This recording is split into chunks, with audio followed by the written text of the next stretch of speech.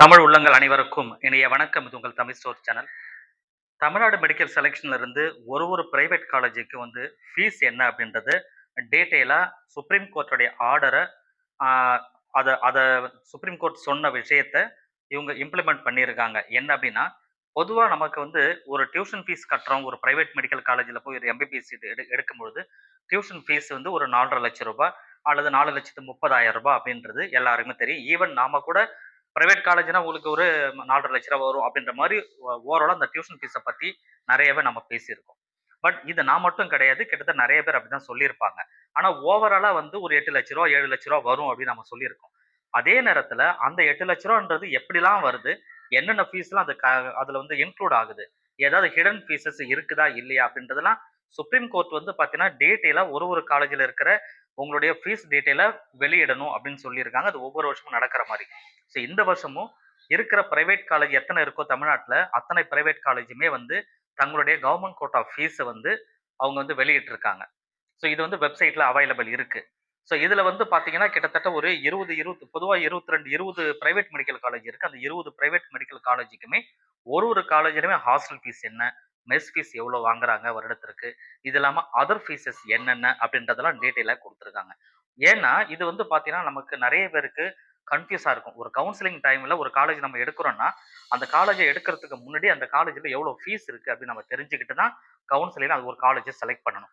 நமக்கு தெரியாமலே நாம குறைவா இருக்கும்னு நினைச்சுட்டு ஒரு காலேஜ் செலக்ட் பண்ணதுக்கு அப்புறம், இதுல ஃபீஸ் இவ்வளோ வருது அப்படின்னு தெரிஞ்சு நாம கஷ்டப்படக்கூடாது இல்லையா? அதனால தான் சுப்ரீம் கோர்ட்டும் நேரடியா பப்ளிக் தெரியிற மாரி, மாணவர்களுக்கு தெரியிற மாரி, பெற்றோர்களுக்கு தெரியிற மாரி நீங்க வெளியிடணும்னு சொன்னதுனால, அத இப்ப வெளியிட்டிருக்காங்க. 20 காலேஜுமே தங்களுடைய ஃபீஸ் ஸ்ட்ரக்சர வெளியிட்டுட்டாங்க. இதுல டியூஷன் ஃபீஸ் மட்டும் இல்ல. டியூஷன் ஃபீஸ் ரூ. 4,50,000 4,20,000 4,30,000 சில காலேஜஸ் வருது. இதை தவிர்த்து hostel fees, mess fees, transport fees, other fees இந்த 4 வகையான ஃபீஸஸுமே லிஸ்ட் இருக்கு. ஸோ அதுதான் என்னென்னன்றத டீட்டெயிலா நான் உங்களுக்கு சொல்றேன். ஸோ நீங்களும் அந்த பிடிஎஃப் எடுத்து வச்சு பார்த்துட்டு, நீங்க செலக்ட் பண்ற காலேஜ்ல எந்த அளவுக்கு ஃபீஸ் இருக்குன்றத ஒரு தடவ ஒரு கிளான்ஸ் எடுத்து வச்சுட்டு, அதுக்கப்புறமா காலேஜ்ல நீங்க கவுன்சிலிங்ல இந்த காலேஜ செலக்ட் பண்ணலாமா? வேணாமான்றத ஒரு முடிவு பண்ணிக்கோங்க. தமிழ்நாட்டுடைய தமிழ்நாடு மெடிக்கல் கவுன்சிலிங்குரிய அந்த TN medical selection dot in வெப்சைட்குள்ள நான் இருக்கேன்.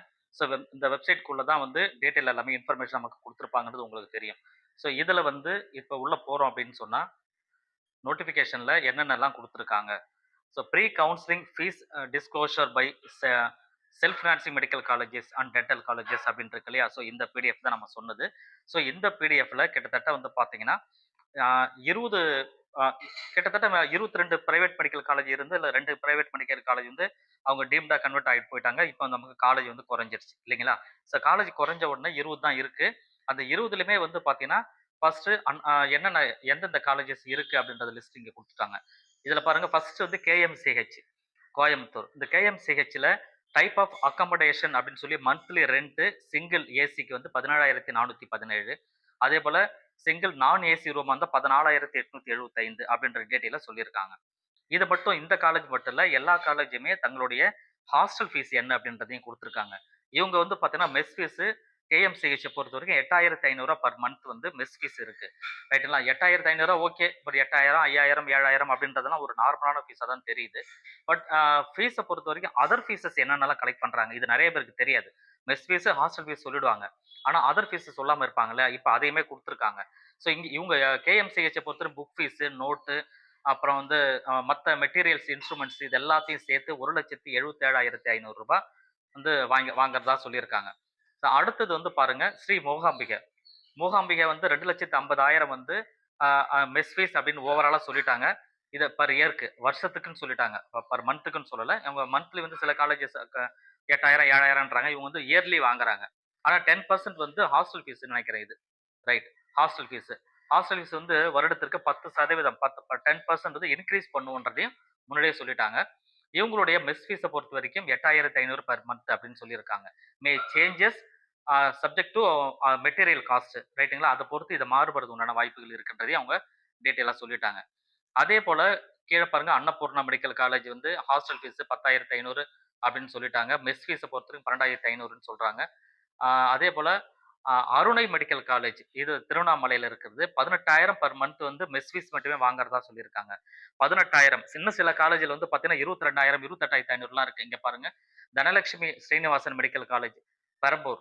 இதுல வந்து பார்த்தீங்கன்னா ரூ. 22,500 பெர் மந்த். மாசத்துக்கு ரூ. 22,500 சாப்பாட்டுக்கு மட்டுமே வாங்குறாங்க. என்ன அப்படி குடுப்பாங்கன்னு நமக்கு தெரியல. பட் இருந்தாலும் பாருங்க. மேபி நீங்க போய் அட்மிஷன் ஆனீங்கன்னா, என்னென்னலாம் சாப்பிடுறீங்கன்றத கூட கமெண்ட்ல சொல்லுங்க. நாமளும் தெரிஞ்சுக்கலாம். பட் இது வந்து பாருங்க, அதேபோல ஹாஸ்டல் ஃபீஸ் 25,000 பெர் மந்த் அப்படின்னு சொல்லியிருக்காங்க. ஸோ இந்த மாதிரி கிட்டத்தட்ட எல்லா காலேஜுமா படிக்க முடியாது. பட் இருந்தாலும் நீங்க பாருங்க, உங்களுக்கு எந்த காலேஜ் நீங்க வந்து சாய்ஸ் ஃபில் பண்ண போறீங்க அப்படின்றத பார்த்துட்டு, என்ன முடிவு பண்ணிட்டு, அதுக்கப்புறம் இந்த காலேஜ் லிஸ்ட்ல இருந்து அந்த உங்களுக்கு தேவையான காலேஜஸ் எதுன்னு பார்த்து, அந்த லிஸ்ட்ட நீங்க எடுத்துக்கோங்க. எடுத்துட்டு பாருங்க. அதேபோல பிரைவேட் யுனிவர்சிட்டில 3 இருக்கு. ஸோ பிரைவேட் யுனிவர்சிட்டி வந்து பார்த்தீங்கன்னா, அதுவுமே வந்து ஒரு 3 காலேஜஸ் லிஸ்ட் குடுத்துருக்காங்க. இங்க பாருங்க எல்லா காலேஜஸுமே இருக்கு இதுல. 20 காலேஜஸ் வந்துருச்சா? ஸோ அடுத்த லிஸ்ட்ல வந்து ஸோ நீங்க செக் பண்ணி பாருங்க. உங்களுக்கு எந்த காலேஜஸ் வேணும் அப்படின்னு நினைக்கிறீங்க அப்படின்றத பார்த்துட்டு, இந்த காலேஜ் எடுக்கலாமா வேணாமான்றத முடிவு பண்ணுங்க. ஃபீஸும் முக்கியம். அதே நேரத்தில எந்த இடத்துல அட்மிஷன் கிடைக்குது, இங்க கிடைக்குதா, நல்லா இருக்கா, இல்லையா? நமக்கு கம்ஃபர்டபுளா இருக்குமா, இருக்கா? நம்மளோட பொருளாதாரத்துக்கு சரியா இருக்குமா அப்படின்ற விஷயங்கள பார்த்துட்டு முடிவு பண்ணுங்க. அதற்கு இந்த பிடிஎஃப் வந்து ரொம்ப ஹெல்ப்பா இருக்கும். அத செக் பண்ணி பார்த்துக்கோங்க. Thank you.